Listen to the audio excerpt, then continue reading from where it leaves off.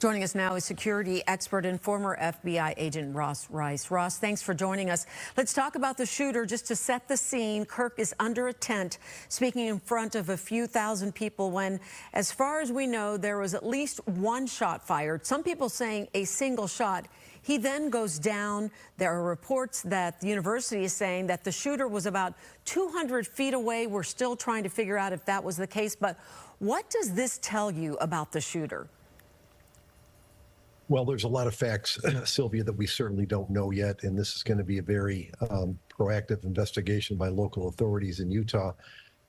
Whenever you have an outdoor event, the security envelope is much larger and it's much more difficult to protect.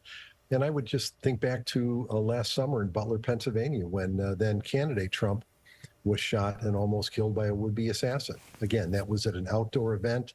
Much tougher to protect somebody in a circumstance like that.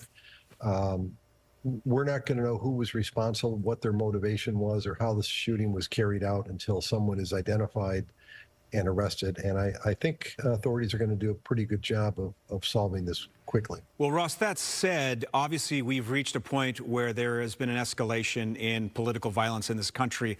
You know, I'm watching the video. Unfortunately, I actually saw the video of Charlie being shot. And what struck me, Ross, was the intimate nature of the scene, the number of people that were very close in proximity to him.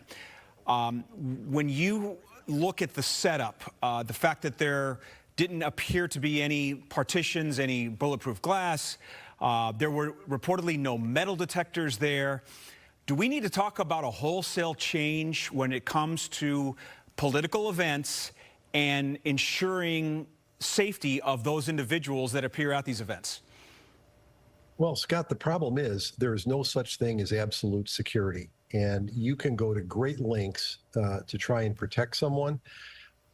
But in all reality, it's virtually impossible to do that, to make someone completely safe. And I just would harken back to last summer with President Trump. Whenever you have an outdoor event, it's going to be much more difficult to provide security. And he's a private person. He's not a politician. He's not a public official. And a lot of the onus, unfortunately, for his security and his protection is going to fall on him and his organization. Now, we don't know if there had been threats made against him, if he was concerned about his safety or not. I'm sure that's all going to come out in the days and weeks ahead. But it's just a tough thing to do. And people really have to evaluate what type of risk they want to expose themselves to these days. And it's very unfortunate that we're even having this conversation.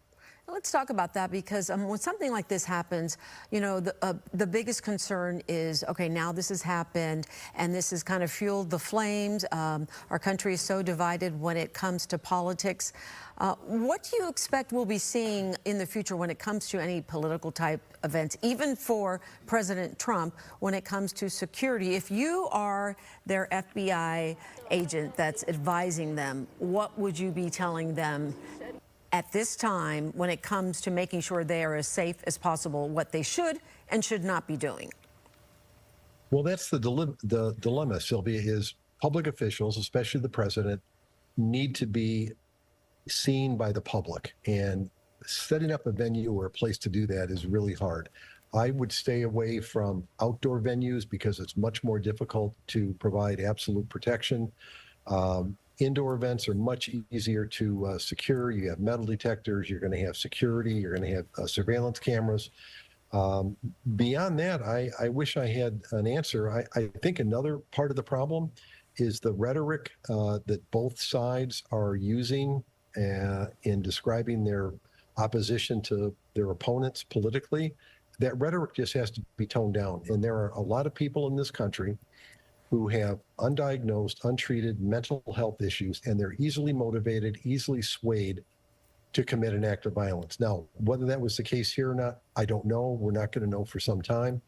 But that really is the only advice I could give someone. You have to minimize your appearances, and you have to make sure that proper advance screening is done to the venue. All right, we got to leave it there for now. Security expert and former FBI agent Ross Rice. Ross, appreciate your insights tonight. My pleasure. Thanks, guys.